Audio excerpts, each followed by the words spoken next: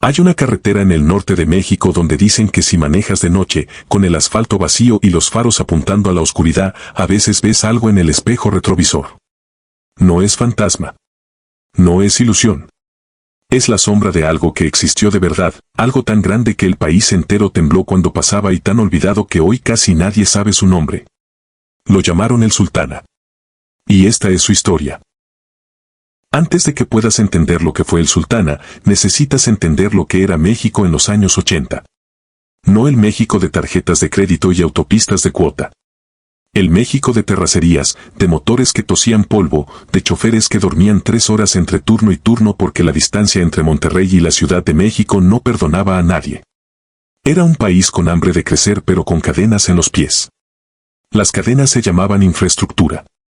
Se llamaban dependencia tecnológica. Se llamaban tratados comerciales que obligaban a comprar afuera lo que podría fabricarse adentro.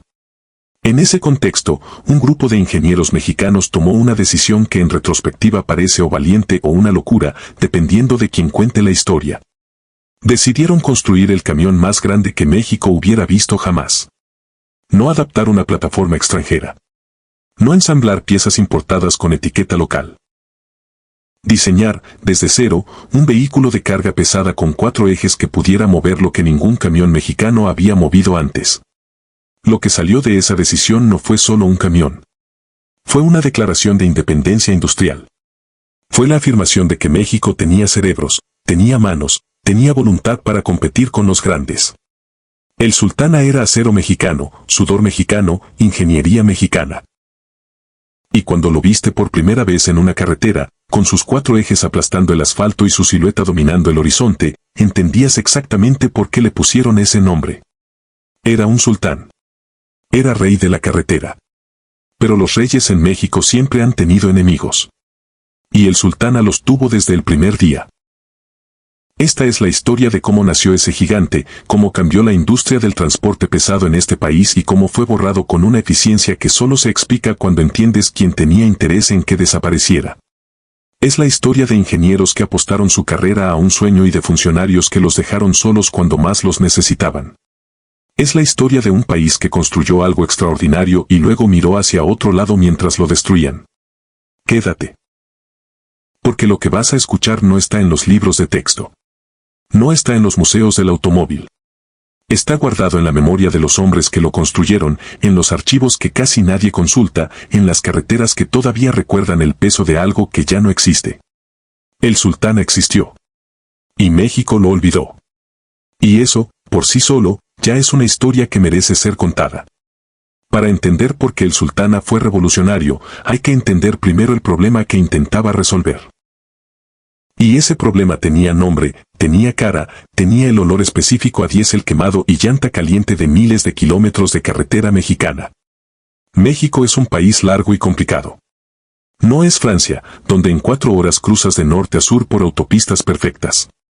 México es distancia brutal, geografía hostil, sierras que parten el territorio como cicatrices, desiertos que devoran motores, costas que corroen el metal con su humedad salada.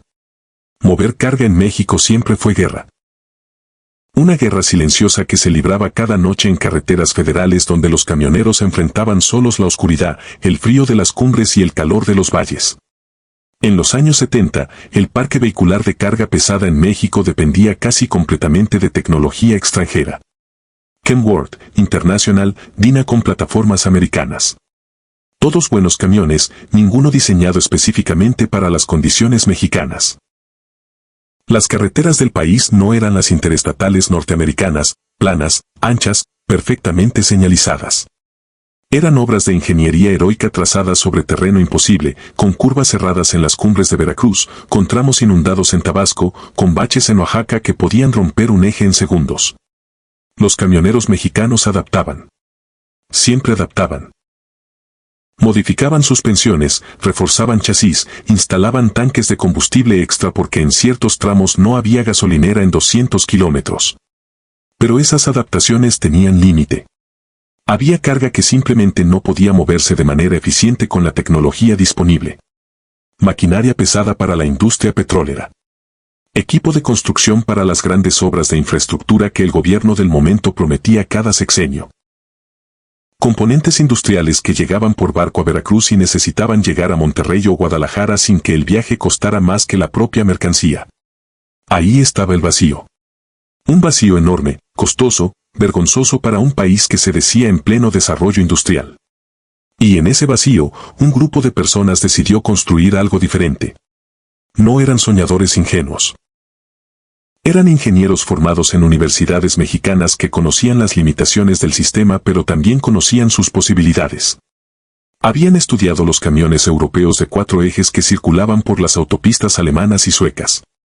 Habían analizado las configuraciones de los transportes pesados australianos que cruzaban el Outback con cargas que desafiaban la imaginación. Y habían llegado a una conclusión simple y contundente. México necesitaba su propio gigante. Un vehículo diseñado para este territorio, para esta carga, para esta realidad. El proyecto que nacería de esa conclusión cambiaría para siempre la historia del transporte pesado mexicano. Para bien y para mal. El nombre que le dieron al proyecto en sus primeras etapas no era Sultana. Era apenas un número en un expediente técnico, una referencia interna en los talleres donde los ingenieros dibujaban planos a mano, con escuadra y compás, en mesas de trabajo iluminadas por lámparas de tubo fluorescente que zumbaban suavemente en el silencio de las noches de trabajo. Eran noches largas. Eran meses de cálculos, de discusiones, de prototipos que fallaban y volvían a intentarse. El concepto central era ambicioso hasta rozar lo imposible para los estándares mexicanos de la época. 4 ejes. No 2, no 3. 4 ejes que distribuirían el peso de manera que el camión pudiera cargar toneladas que ningún vehículo de producción nacional había transportado jamás. La física era elegante en su lógica. Más ejes significaba peso mejor repartido sobre el asfalto. Peso mejor repartido significaba menos daño a las carreteras. Menos daño a las carreteras significaba menos costos de mantenimiento para el gobierno. Y para el transportista, significaba poder mover más carga en un solo viaje, reduciendo costos por tonelada de manera dramática. En papel era perfecto. La realidad, como siempre, era más complicada. El primer desafío era el motor. Un camión de 4 ejes con capacidad de carga extrema necesitaba una planta motriz que estuviera a la altura. Los motores disponibles en México en ese momento tenían limitaciones conocidas. Podían empujar un camión convencional por una carretera plana sin problemas, pero meterlos en un vehículo del tamaño y peso del Sultana, en las condiciones reales de las carreteras mexicanas, era pedirles un esfuerzo que los llevaría al límite de su diseño cada día de trabajo. Los ingenieros evaluaron opciones. Estudiaron motores europeos con tecnología de inyección más sofisticada. Analizaron configuraciones de doble motor que algunos fabricantes experimentales habían probado con resultados mixtos. Consideraron alianzas con proveedores extranjeros que aportaran la potencia mientras el diseño del chasis y la carrocería quedaba en manos mexicanas. Cada opción tenía sus defensores y sus detractores.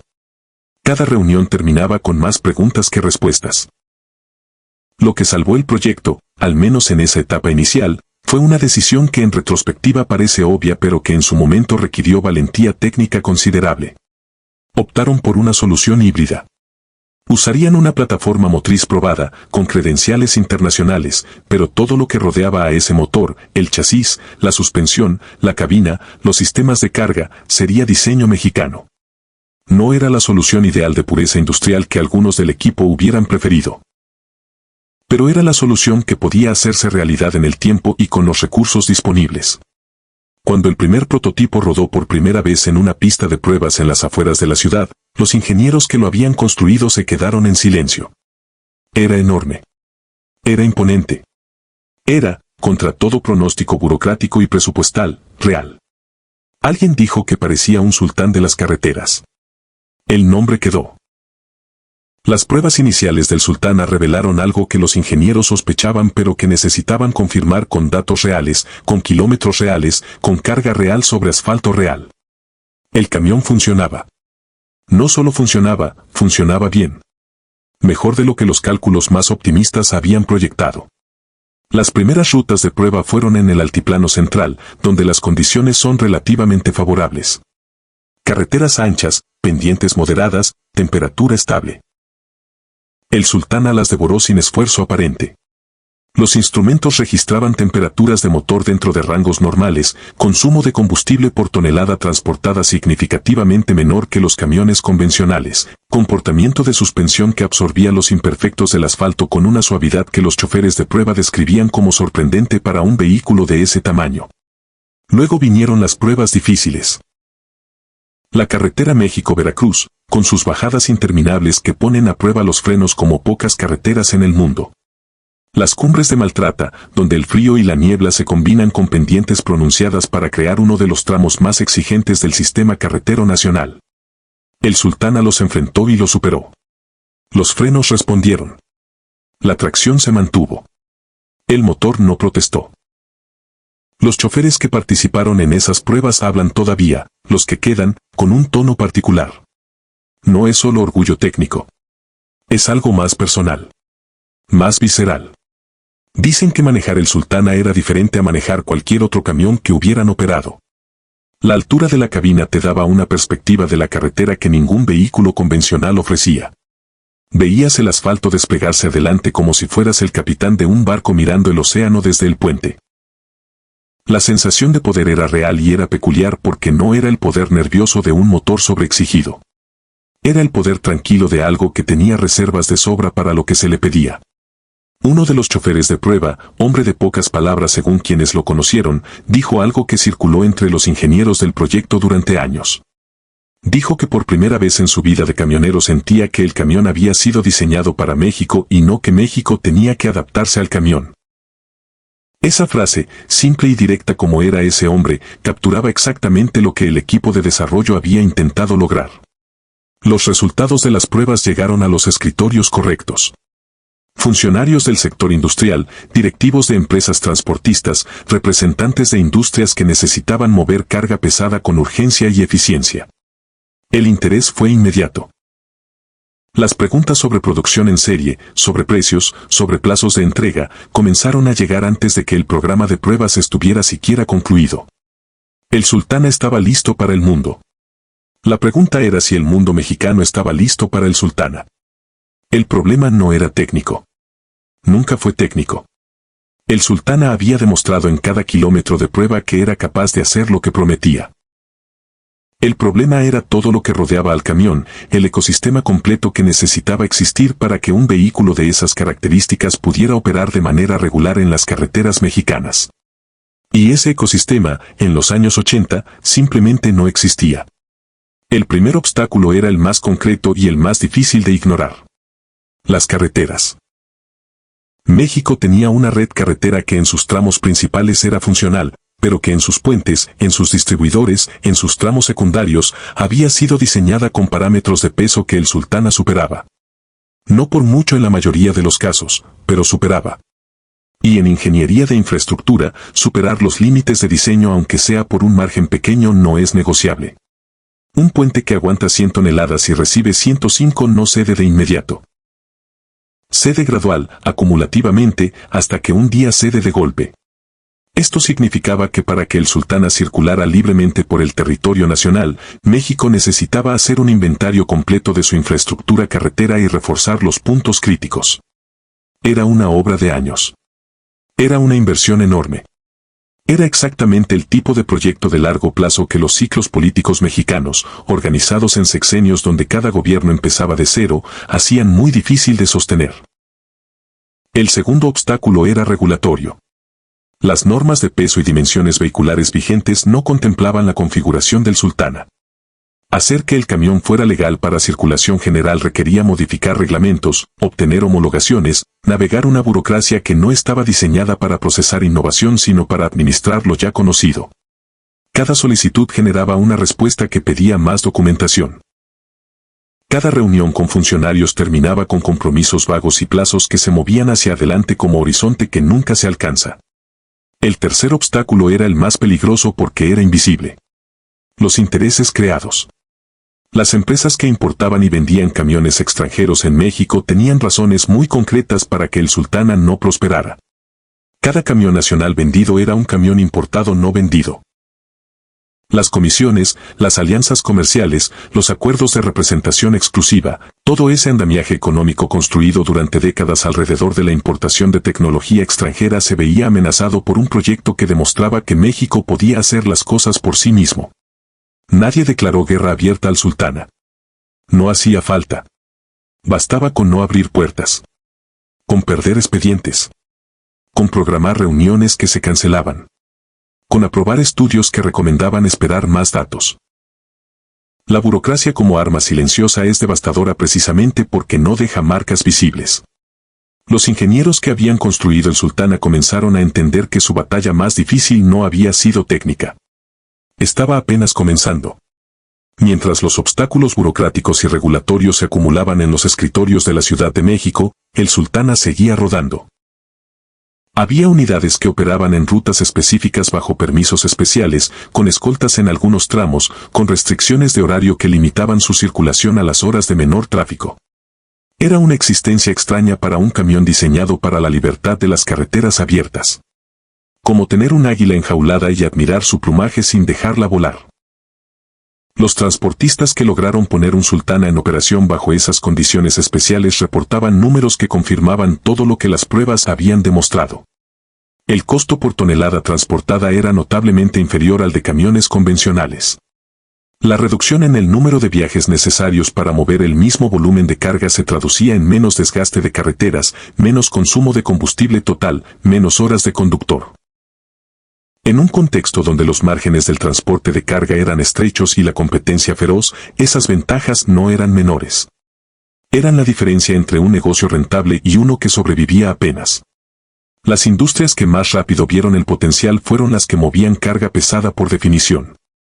La industria petrolera, siempre hambrienta de equipos y componentes que llegaban de puertos lejanos hasta instalaciones en geografías complicadas. La construcción de grandes obras de infraestructura, presas, plantas industriales, donde mover un solo componente podía requerir en un camión convencional una logística de semanas que el sultana reducía dramáticamente. La industria minera del norte, que extraía minerales en cantidades que hacían de la eficiencia del transporte un factor crítico de competitividad. Hubo empresas que apostaron fuerte.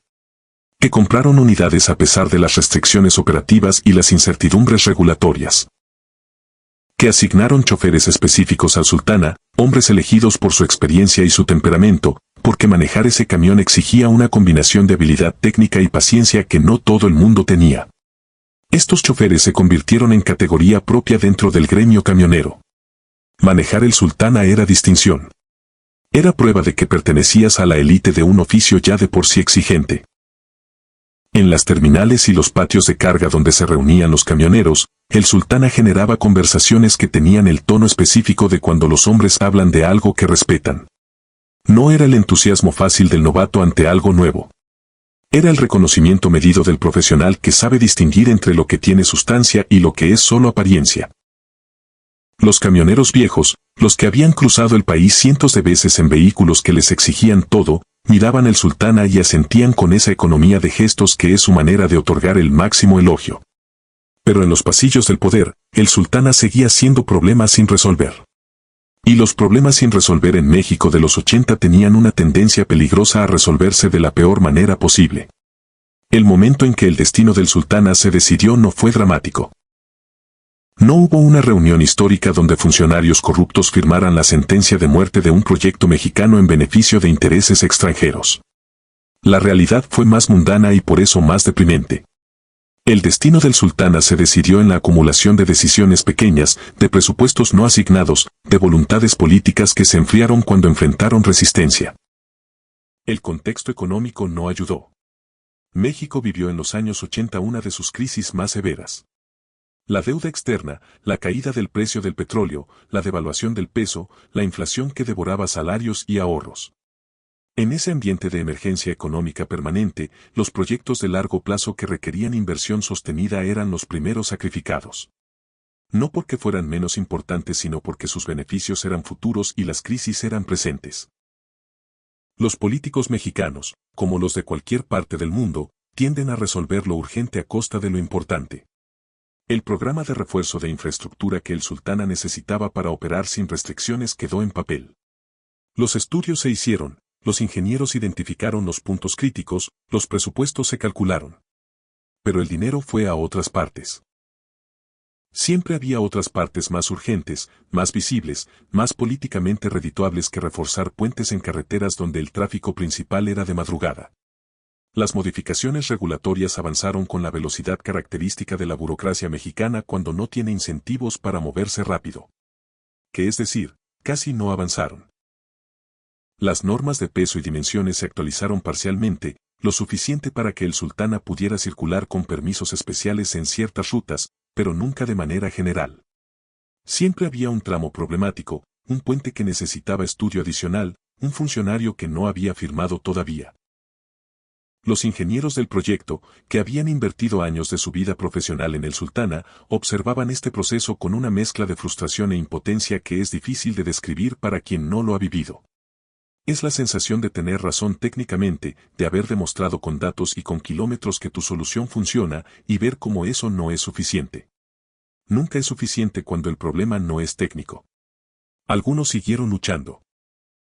Escribieron informes, solicitaron audiencias, buscaron aliados en el sector privado que pudieran presionar desde otro ángulo. Otros, los más cansados o los más lúcidos, comenzaron a entender que el Sultana había llegado a su límite no por sus fallas sino por las fallas del sistema que debía haberlo recibido. Afuera, en las carreteras, los camiones que operaban seguían trabajando. Indiferentes a la política. Indiferentes a los expedientes acumulados. Simplemente haciendo lo que habían sido construidos para hacer. Hay un tipo de olvido que no es accidental. No es el olvido natural de las cosas que se desgastan con el tiempo, que pierden relevancia, que son superadas por algo mejor. Es el olvido activo, el que requiere esfuerzo, el que se construye deliberadamente borrando registros, desviando conversaciones, asegurándose de que las generaciones siguientes no tengan acceso a la memoria de lo que existió. El Sultana sufrió ese segundo tipo de olvido. Y la evidencia está en la dificultad que existe hoy para encontrar información sistemática sobre el proyecto. Los archivos técnicos que debieron haberse preservado como patrimonio industrial se dispersaron. Los ingenieros que trabajaron en él se jubilaron o murieron sin que nadie documentara formalmente sus testimonios. Las unidades que circularon terminaron sus días en desuesadero sin que ninguna institución considerara importante preservar aunque fuera un ejemplar como memoria histórica. Esto no fue casualidad. En México, los proyectos industriales que amenazan intereses establecidos no suelen ser destruidos con escándalo. Se destruyen con silencio. Se les niega oxígeno gradualmente hasta que se extinguen solos, y luego se niega que alguna vez existieron con suficiente seriedad como para merecer recuerdo. Los competidores extranjeros que habían visto en el Sultana una amenaza a sus posiciones en el mercado mexicano no necesitaron hacer nada espectacular. Solo necesitaron mantener sus relaciones comerciales, sus acuerdos de distribución, su influencia sobre los tomadores de decisiones que controlaban las normas de importación y los aranceles. En un país donde las decisiones económicas importantes se tomaban en círculos muy pequeños, mantener esos círculos bien atendidos era inversión más que suficiente. Mientras tanto, el Tratado de Libre Comercio que se negociaba en esos años abría las puertas a una inundación de camiones norteamericanos bajo condiciones que hacían cada vez más difícil justificar la inversión en tecnología nacional. ¿Para qué desarrollar capacidad propia si podías importar camiones probados, con refacciones disponibles, con redes de servicio establecidas, a precios que la apertura comercial hacía competitivos? Era la lógica del corto plazo disfrazada de modernidad. Era la misma lógica que había enterrado otros proyectos industriales mexicanos con potencial real. El último Sultana en operación activa salió de circulación sin ceremonia. No hubo registro oficial de cuándo fue. No hubo nota en los periódicos especializados. No hubo ninguno de los rituales que las industrias suelen darse cuando algo importante termina. Simplemente dejó de circular. Y el silencio que lo reemplazó fue tan completo que parecía planeado. Porque lo estaba. Los hombres que construyeron el Sultana envejecieron. Algunos murieron. Los que quedan tienen esa cualidad particular de los testigos de cosas que el mundo oficial prefiere no recordar. Hablan con cuidado al principio, midiendo al interlocutor, evaluando si vale la pena abrir esa caja que han mantenido cerrada durante décadas. Pero cuando hablan, cuando deciden que sí, que esta historia merece ser contada, lo que sale tiene la densidad específica de la verdad guardada mucho tiempo. Uno de los ingenieros que participó en las etapas iniciales del proyecto, hombre que pasó los mejores años de su vida profesional en ese trabajo, describe el momento en que entendió que el Sultana no tendría futuro. No fue una revelación dramática. Fue una reunión ordinaria en un edificio ordinario de la Ciudad de México, donde un funcionario de rango medio le explicó con amabilidad impecable y vocabulario técnico irreprochable que el proyecto necesitaba ajustes adicionales antes de poder avanzar en el proceso de homologación. Los ajustes que pedía ese funcionario eran técnicamente absurdos. Cualquier ingeniero con conocimientos básicos podía verlo. Pero estaban formulados con suficiente complejidad burocrática para que resultaran difíciles de rebatir en ese contexto. Ese ingeniero salió de esa reunión y caminó hasta un parque cercano y se sentó en una banca a pensar. No estaba enojado, dice. Ya había pasado por el enojo. Estaba en la etapa que viene después del enojo, que es más tranquila y más dolorosa. La etapa en que entiendes que no se trata de ti, que no se trata del camión, que se trata de un sistema que tiene sus propias lógicas y sus propias lealtades y que tú, con tu camión extraordinario y tus datos impecables, simplemente no encajas en esas lógicas. Los choferes que manejaron el Sultana en sus años de operación tienen memorias diferentes. Más físicas, más concretas, menos contaminadas por la política. Recuerdan el camión con el afecto directo con que los profesionales del volante recuerdan las máquinas que los trataron bien. Hablan de su comportamiento en curva, de cómo respondía en la bajada del Cumbres de Maltrata, de la manera específica en que el motor sonaba cuando encontraba su punto óptimo de trabajo en una recta larga del altiplano. Son memorias técnicas cargadas de emoción sin que sus portadores lo noten necesariamente. Hay uno de esos choferes, ya mayor, que guarda una fotografía. Es una foto pequeña, tomada con cámara de rollo, impresa en papel fotográfico con los colores ligeramente lavados que da el tiempo. En la foto está él, joven, junto al Sultana, en lo que parece ser una terminal en el norte del país. Está sonriendo con la confianza específica del hombre que domina su oficio y lo sabe. El camión detrás de él es enorme y él lo mira con esa mezcla de orgullo y familiaridad que los choferes tienen con sus máquinas. Muestra esa foto con cuidado. Como si fuera documento de algo que importa. Porque lo es. México tiene una relación complicada con sus propios logros. Es un país capaz de construir civilizaciones que asombraron al mundo antiguo y de producir arte que sacude las conciencias del mundo moderno. Es también un país que con frecuencia perturbadora mira hacia afuera para validar lo que tiene adentro. Que necesita que otros reconozcan el valor de lo propio antes de reconocerlo él mismo. Que en demasiadas ocasiones ha enterrado sus mejores proyectos bajo el peso combinado de la burocracia, los intereses creados y esa desconfianza profunda en la propia capacidad que es quizás la herencia más dañina del colonialismo. El Sultana fue víctima de esa relación complicada. No fue el único. En la historia industrial mexicana hay un cementerio de proyectos que pudieron ser y no fueron. El VAM, que producía automóviles con diseño propio hasta que los tratados comerciales lo hicieron inviable. El DINA, que construyó camiones y autobuses con capacidad genuina hasta que la apertura económica lo dejó sin protección frente a la competencia extranjera. La industria ferroviaria que México desarrolló con notable sofisticación y que fue desmantelada en beneficio de concesiones privadas que no cumplieron sus promesas. El Sultana pertenece a esa lista. Es capítulo de una historia más larga y más triste. Lo que hace específicamente doloroso el caso del Sultana es que no falló. Ese es el detalle que sus creadores repiten cuando hablan del proyecto. No falló. Funcionó.